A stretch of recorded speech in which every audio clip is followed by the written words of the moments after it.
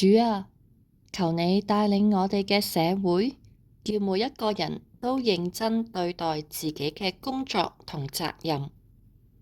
Lord, we pray for a society where everyone takes their work and responsibilities seriously.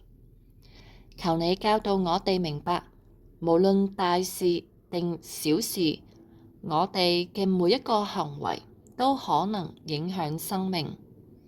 Teach us to understand that our actions, big or small, can impact lives in ways we may never see. 願每一位打工嘅人，無論前線定後勤，都帶住勤力同誠實嘅心。May every worker, from frontline staff to office roles, carry a heart of diligence and integrity.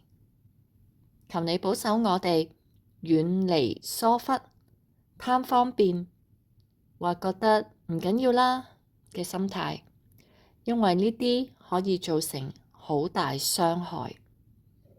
Protect us from carelessness, shortcuts, or attitudes of it doesn't matter, knowing that negligence can cause deep harm.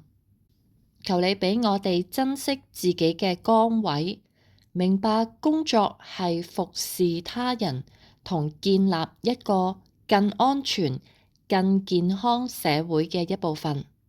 Help us cherish the roles we have, seeing work as part of serving others and building a safer, healthier society.